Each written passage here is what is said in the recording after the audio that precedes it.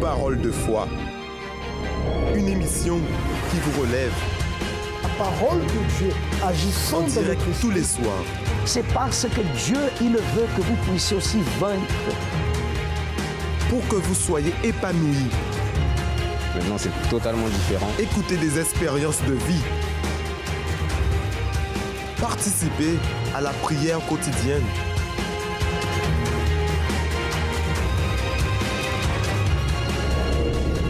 Vous assistez à l'émission Parole de vie. Bonsoir à tous et à toutes, vous qui êtes déjà en train de nous regarder, de nous écouter à quelque part.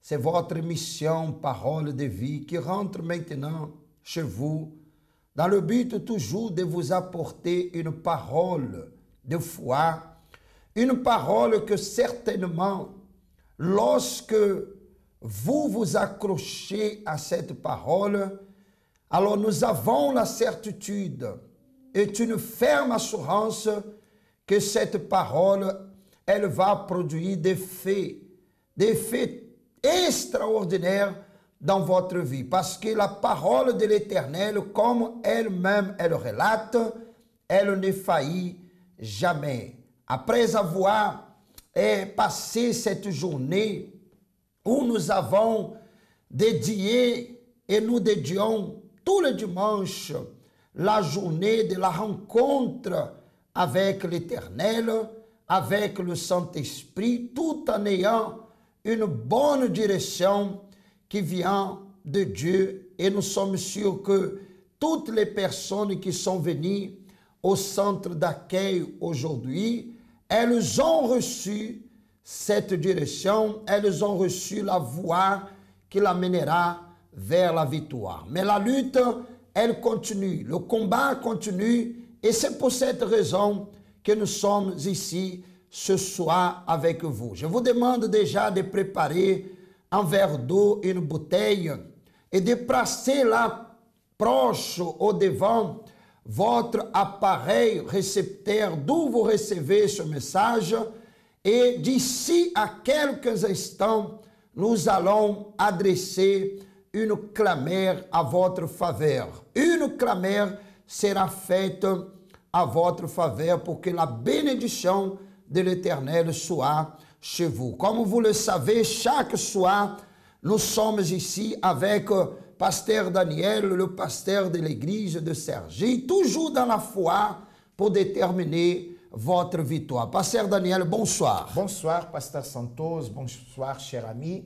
Nous voici pour partager avec vous ce que Dieu, il est en train de nous donner. Parce que chaque jour, Dieu, il nous donne. Chaque jour, Dieu, il nous fait connaître. Chaque jour, Dieu, il nous dirige. Et c'est la raison pour laquelle nous sommes là. Et comme vous venez de dire, Pasteur Santos, dimanche, c'est le jour de la rencontre, c'est le jour du Seigneur, c'est le jour d'offrir les prémices. Parce qu'on se réveille tôt le matin pour être là dans la présence de Dieu. Et c'est comme ça que notre journée de dimanche, elle se déroule et elle est toujours spéciale, elle est toujours bénie, elle est toujours une journée qui remplit notre vie de paix et de joie. Et je crois que cette personne qui participe avec nous, elle a pu recevoir là où elle a participé, dans le centre d'accueil le plus proche de chez elle, elle a reçu la présence de Dieu. Elle a été visitée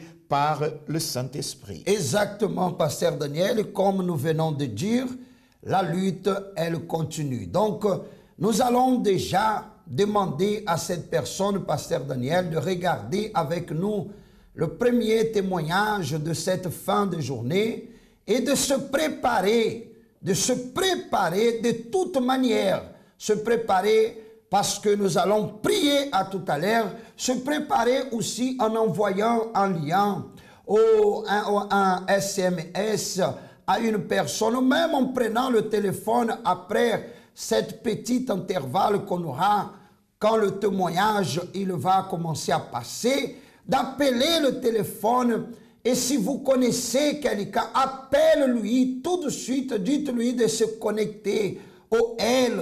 Connecte-toi maintenant parce qu'à 23h, nous allons élever cette clameur. Et sans oublier, parce qu'aujourd'hui, nous avons débuté cette foi que nous allons continuer à vous parler ici, cette foi de ne plus jamais accepter la malédiction ou quel que soit le problème dans votre vie. Nous revenons d'ici à quelques instants pour vous parler de cela. Vous assistez à une histoire de vie. Nous avons ici un couple qui a été aussi béni à travers la foi. Quel est votre nom? Nana. Et vous? Gomez. Voilà. Qui va parler? Je vais parler. Madame va parler. Alors, dites-nous, comment était votre vie avant d'arriver au centre d'accueil universel? Alors, j'ai connu l'église quand j'avais 15 ans à travers l'émission Parole de vie. Et j'ai grandi dans une famille qui pratiquait et la religion et la tradition. Ce qui a fait que ma vie était remplie de problèmes spirituels parce que je vivais tous les jours en ayant peur de la mort. Même en passant devant un tombeau, un cimetière, j'avais déjà peur.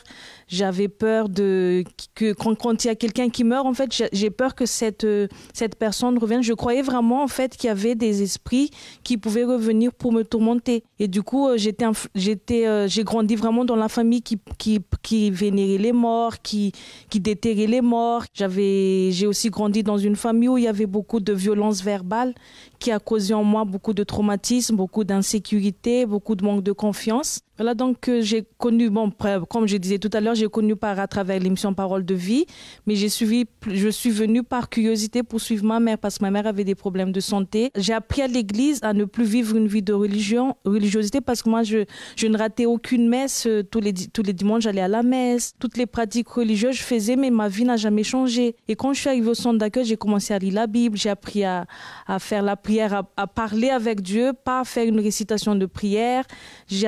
J'avais la paix, la joie. Dès le premier jour, en fait, j'ai senti une différence totale. Et ce qui a fait que j'ai décidé de rester. Et vous avez décidé de rester. Et M. Gomez, et pour vous? Quand je suis arrivé au centre d'accueil universel, j'avais l'asthme. Ça veut dire que j'avais beaucoup de problèmes de respiration. Et j'avais beaucoup de cauchemars la nuit. J'avais beaucoup de haine parce qu'il y avait beaucoup d'injustice de mon travail. Alors, en arrivant au centre d'accueil universel, j'ai appris à faire la chaîne de prière. Et à partir de là, j'ai commencé, par exemple, à dormir bien. En faisant la campagne d'Israël, par exemple, quelques problèmes de maladie que j'avais, par exemple, ont disparu. J'ai commencé à bien respirer. Bon, je suis venu ici en France.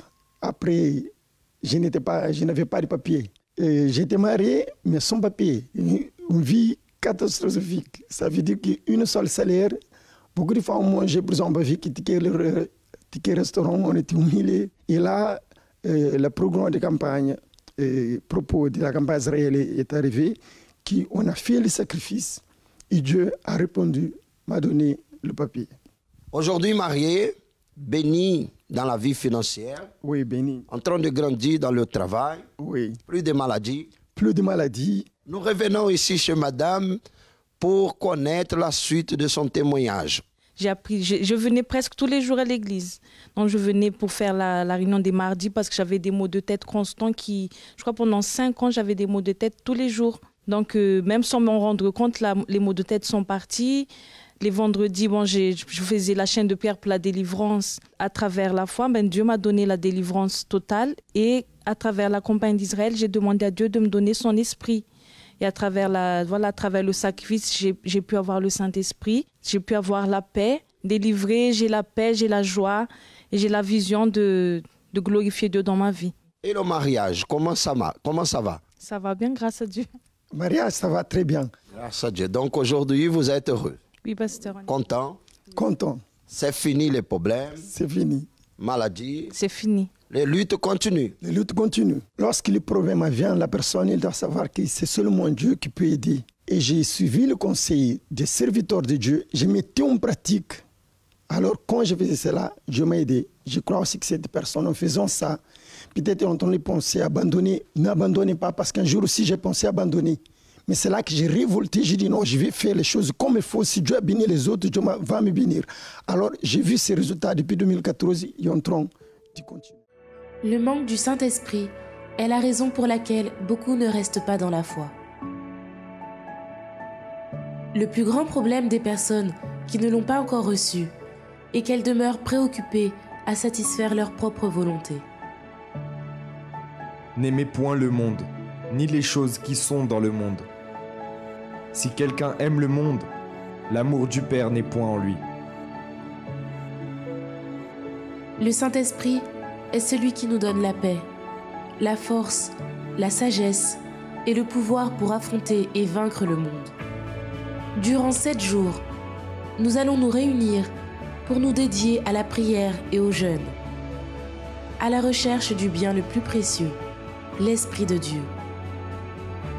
Vous êtes convoqués pour participer au jeûne du Saint-Esprit. Une semaine de sanctification. Du jeudi 28 février au mercredi 6 mars. Loin du monde et plus près de Dieu. Pour plus d'informations, contactez-nous au 01 53 35 85 11.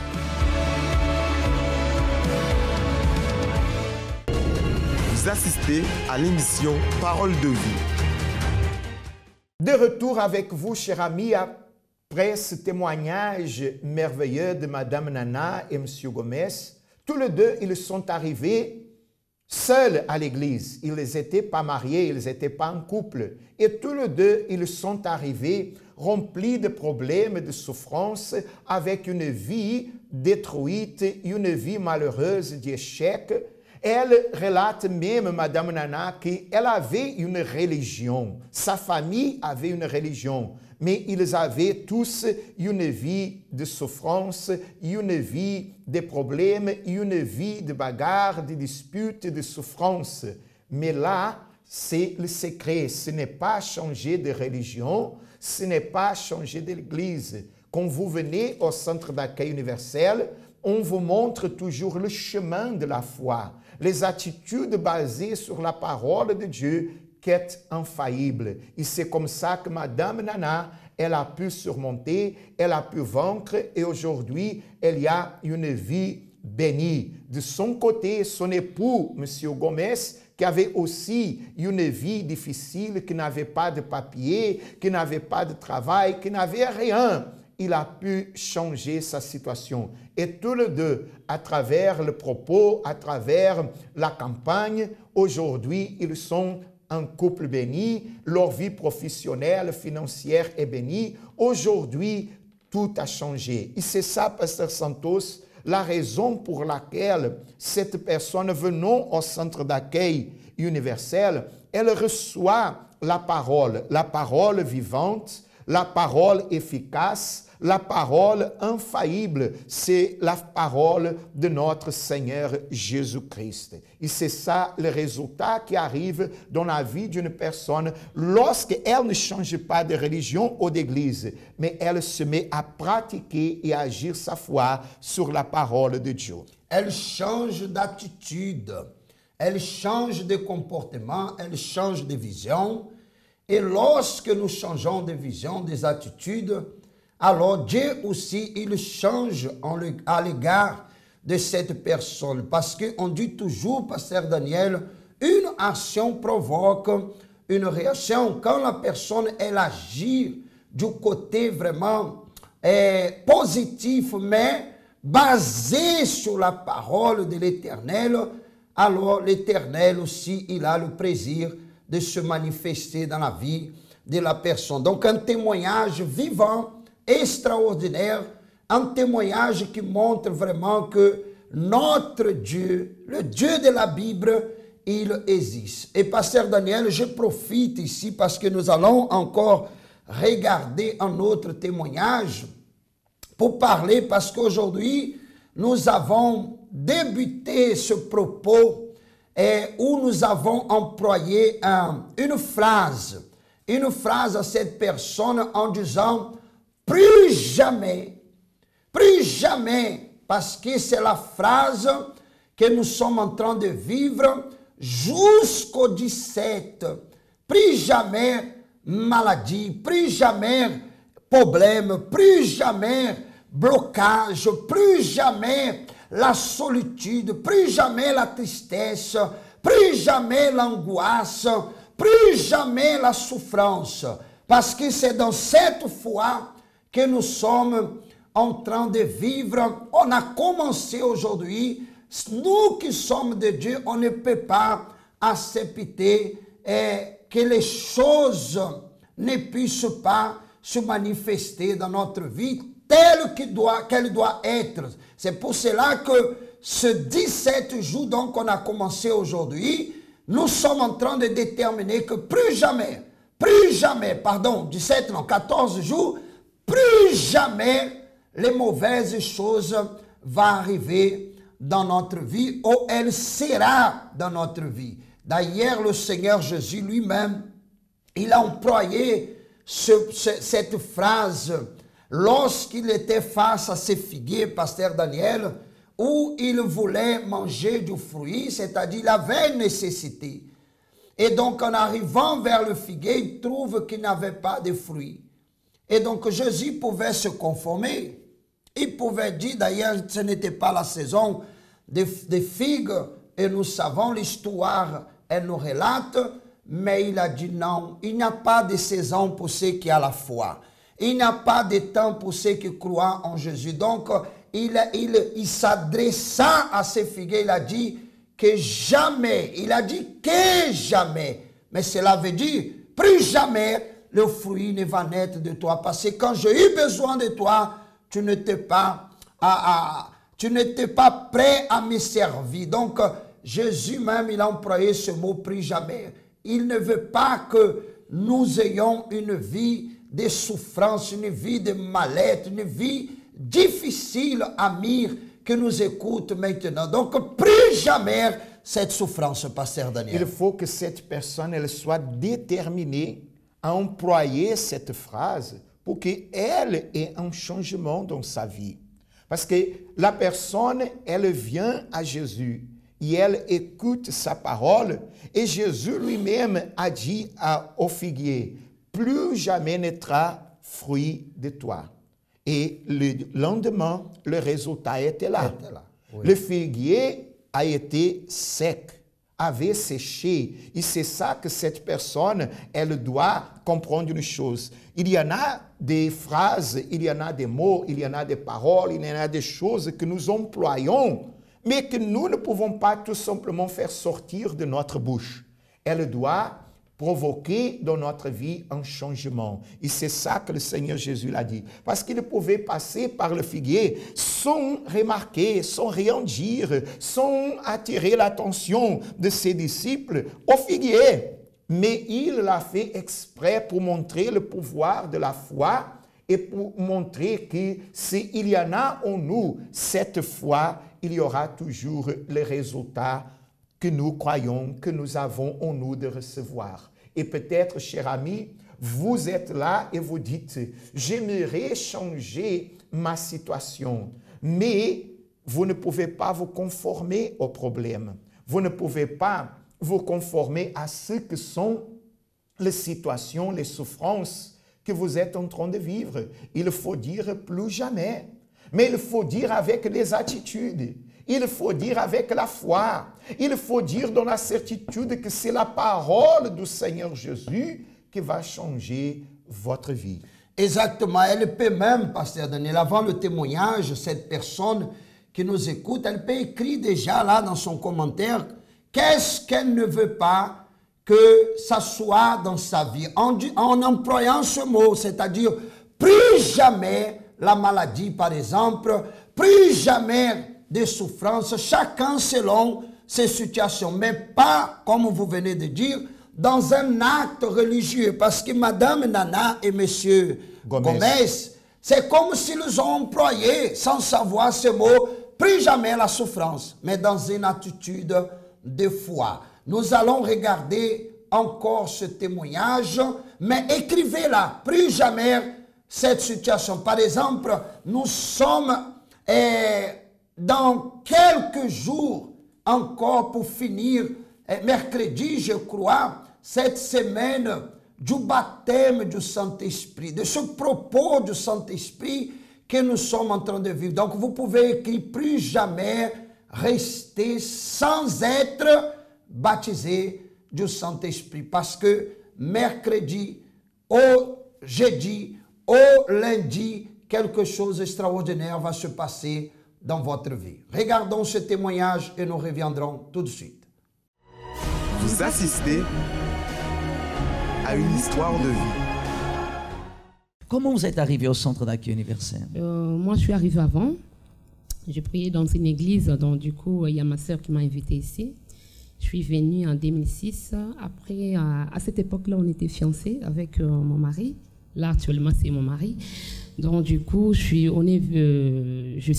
venais à l'église en 2006, mais nous étions sans papier. Tous les deux? Oui. On voulait se marier. J'ai demandé au pasteur qui était là présent. Bonjour église, j'ai oublié même l'église. Donc du coup, j'ai demandé au pasteur. Le pasteur m'a dit non. Ici, il y a avant de passer, donc avant qu'on vous célèbre, on célèbre les mariages, il faut que vous passiez d'abord à la mairie. Je me suis dit, mais là, il y a un petit souci. Donc du coup, passer à la mairie, il faut avoir des papiers. Par la foi, en agissant de la foi, on est parti à la mairie. On a fait toutes les formalités. On nous a dit comme quoi que non, il faut avoir des papiers. On s'est mis à la prière par la foi. À cette époque-là, quand on voulait se marier, il n'y avait pas encore la campagne d'Israël. Il y avait des propos. Donc, on participait aux propos, à la prière. On venait, on priait. Et puis, un jour, il y a l'agent de la mairie qui m'a appelé. Il m'a dit, oui, madame, vous pouvez passer avec tous vos papiers. On est allé présenter, on a donné tous les papiers, tous les documents qu'on avait. Il a dit, oui, mais où sont vos papiers? On a dit, on n'en a pas.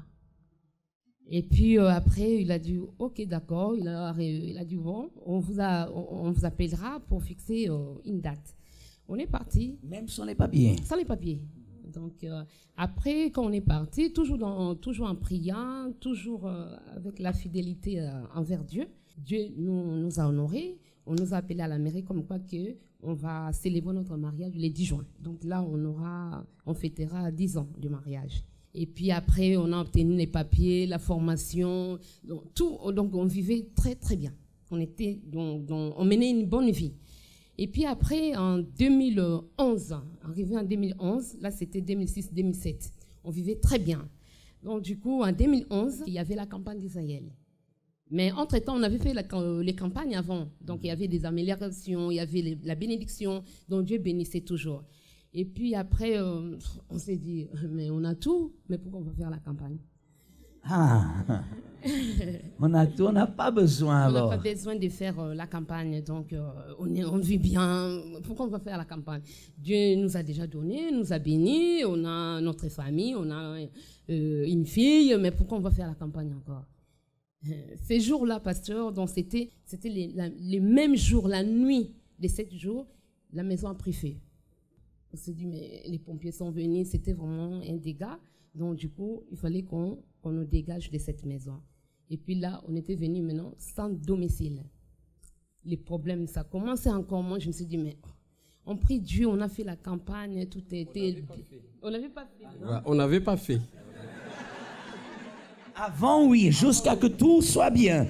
Mais là, vous n'avez pas fait, vous avez pris la décision de ne pas faire. On s'est dit, tout allait bien, bon, on va rester comme ça, on ne fera pas la campagne. Du coup, la mairie nous a placés dans les gymnases, hein, comme on voit les gens avec les inondations. Vous êtes allé dormir dans un gymnase? Oui, avec les autres familles. Oui, de l'immeuble.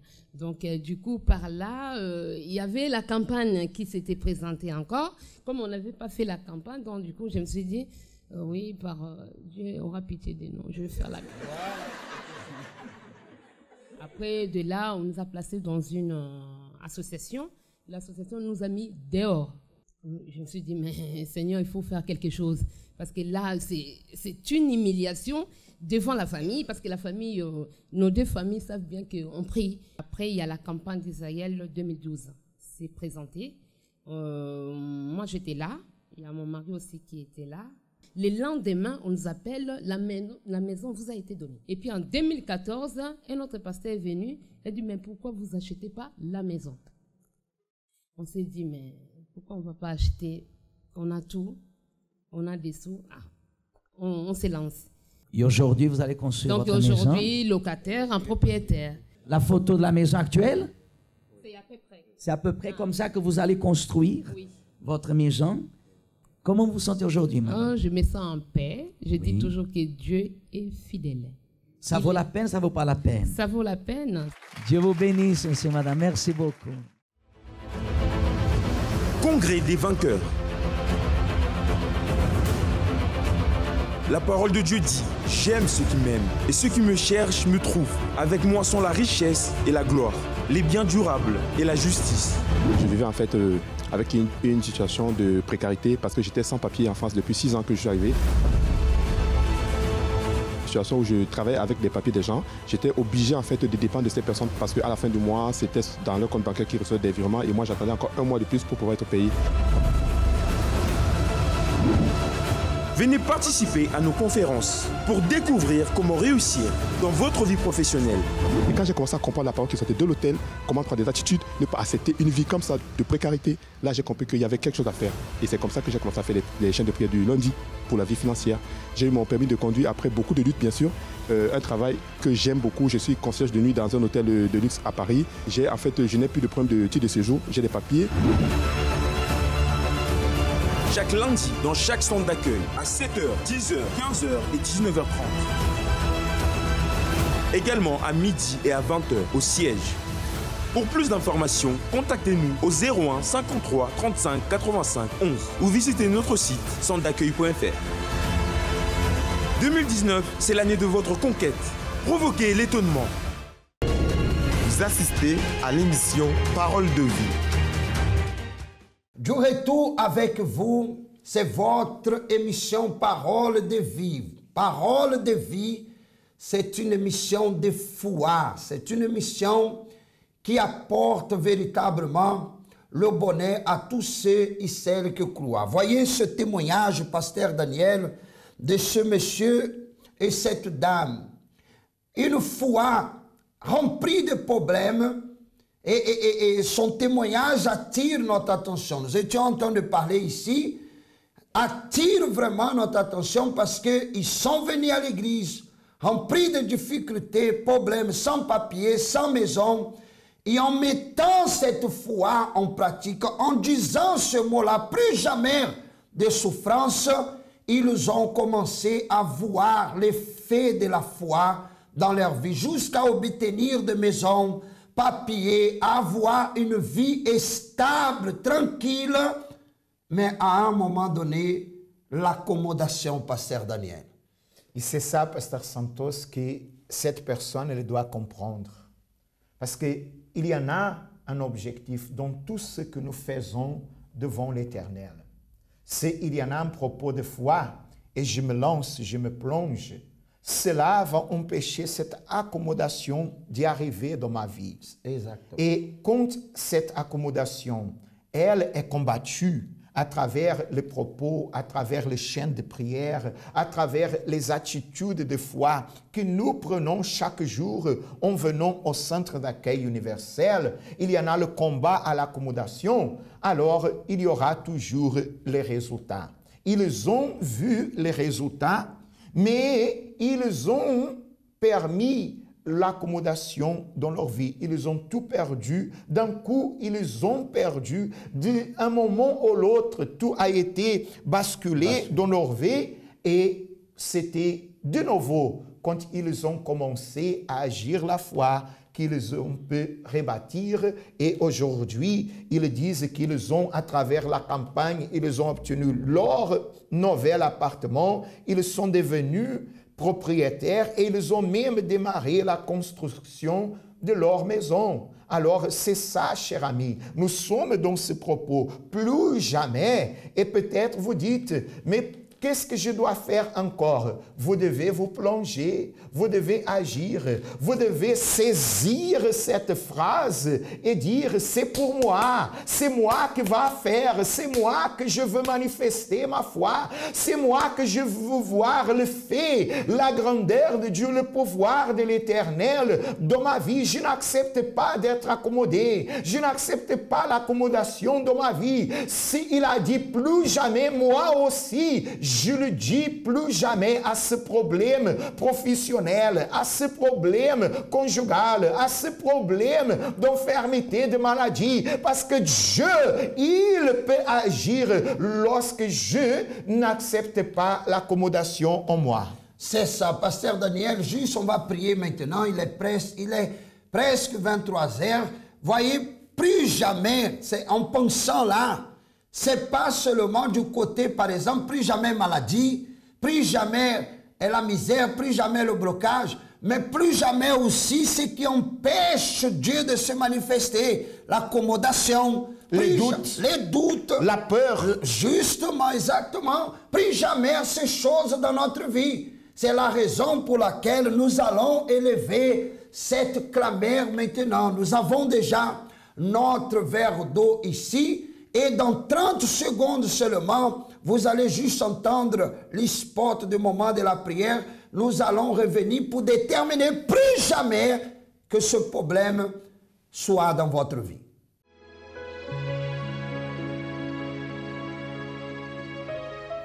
La prière est le lien qui nous unit à Dieu. À travers elle, nous nous libérons des chaînes qui nous emprisonnent, de la mort qui nous persécute, et nous trouvons la véritable raison de vivre. C'est le moment de la prière. Nous allons parler avec Dieu. Espérons et croyons que vous avez déjà avec vous votre bouteille d'eau, votre verre d'eau. C'est le moment d'invoquer le Seigneur. Si possible, là où vous êtes, fermez les yeux, concentrez votre foi au nom de Jésus.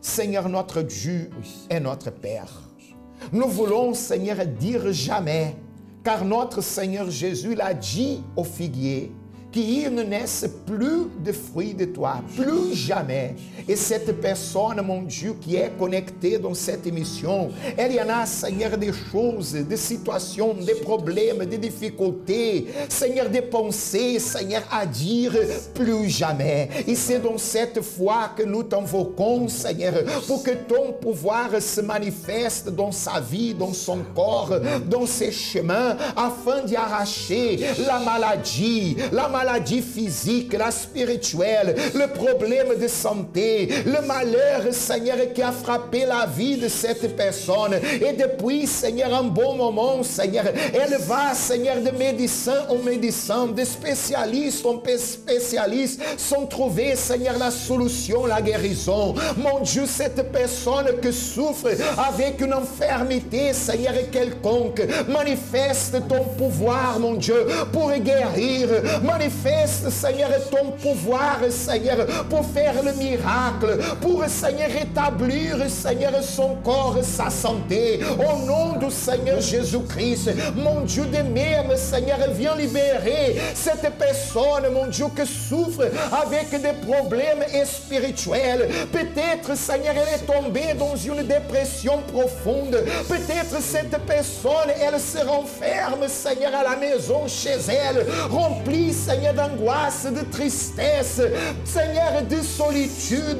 Peut-être cette personne n'arrive pas à bien dormir. Elle fait des cauchemars, de mauvais rêves. Viens, Seigneur, la libérer. Viens arracher, Seigneur, ce mal. Au nom du Seigneur Jésus, tout le mal physique et spirituel, toutes les maladies, les infirmités, tout le malheur qui a tourmenté cette personne depuis des années, cette malédiction héréditaire, ce problème spirituel qui persistait en elle, au nom du Seigneur Jésus, sors de là, au nom du Seigneur Jésus, et que ton pouvoir pénètre, Seigneur, dans le plus intime, Seigneur, de son âme, de son cœur, de son intérieur, pour, Seigneur, ranimer, pour relever, pour fortifier, pour donner, Seigneur, la vie, Seigneur, la force, la vigueur physique et spirituelle, au nom du Seigneur Jésus. Au nom de Jésus, mon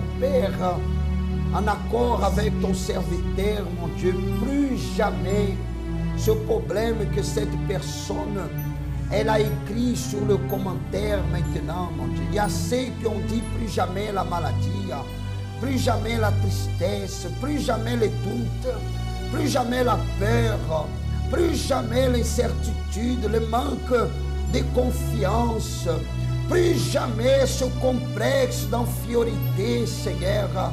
Mon Dieu, plus jamais aussi ce problème financier, mon Dieu, qui suit cette personne depuis longtemps, ce problème familial, mon Dieu, la bagarre, le problème que cette personne est là avec un fils, une fille, cette dame qui a mis sa fille dans le monde et qui croyait, mon Dieu, un jour entrer dans une église avec sa fille pour célébrer son mariage.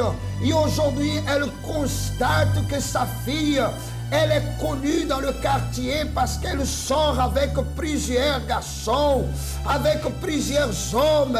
Seigneur, délivre cette personne maintenant et que plus jamais cette situation, elle demeure, qu'elle puisse finir, mon Dieu. Maintenant, nous n'allons pas attendre le 17 quand cette personne va venir élever cette clameur avec nous sur l'autel de Dieu vivant. Non, mais c'est maintenant que nous déterminons plus jamais ce problème là où il est, qu'il disparaisse, qu'il sorte, qu'il abandonne la vie de cette personne au nom de Jésus.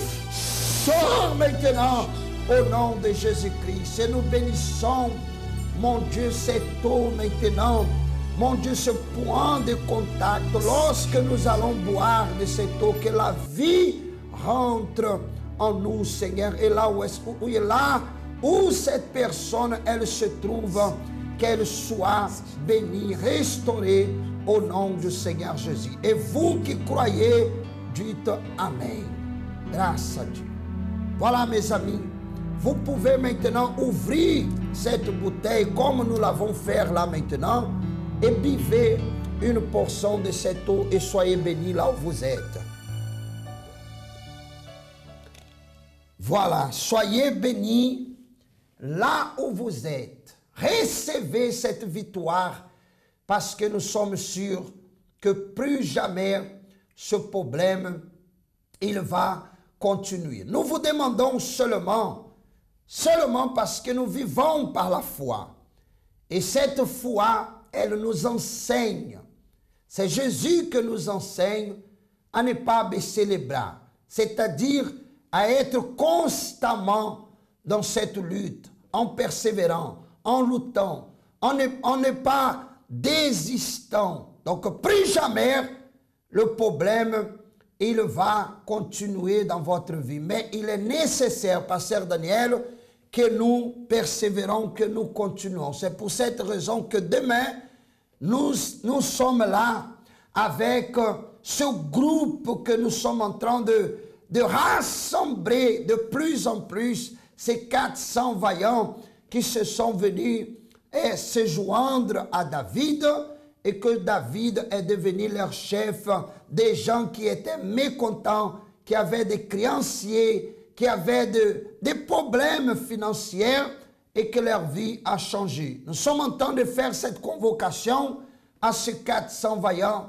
à venir, à être là le lundi pour que nous puissions combattre et recevoir la victoire. N'est-ce pas, pasteur Daniel? Peut-être cette personne, pasteur Santos, elle est en train de vivre comme ça.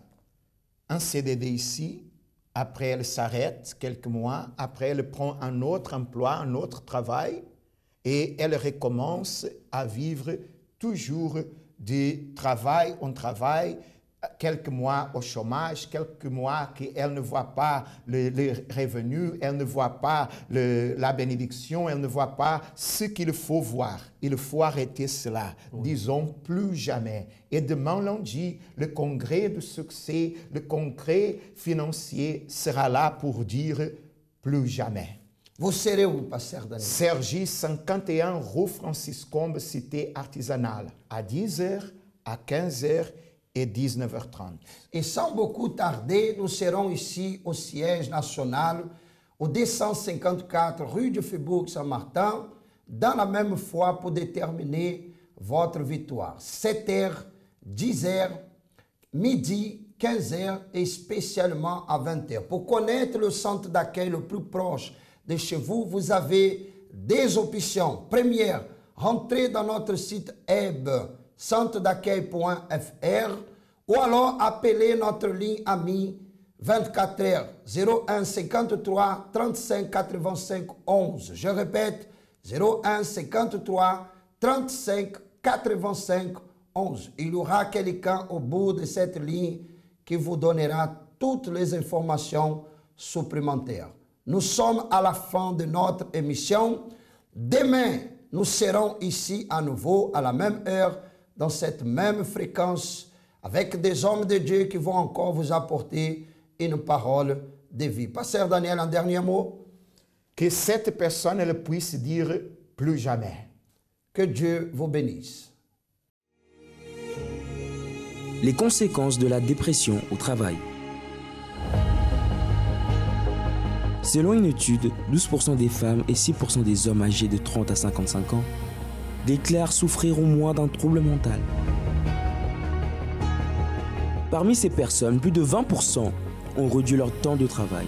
Environ 45% souffrent d'une maladie chronique.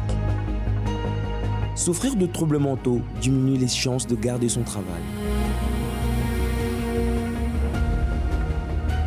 En effet, 14% des femmes et 18% des hommes porteurs de ce trouble n'ont pas pu conserver leur activité professionnelle en 2010. On s'aperçoit donc clairement des effets de la dépression sur le travail, que l'on note d'ailleurs par la baisse de la productivité et l'augmentation des relations conflictuelles.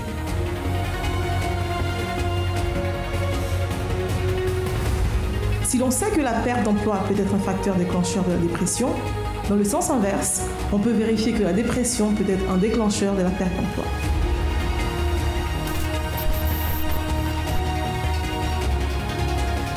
La dépression est une solution.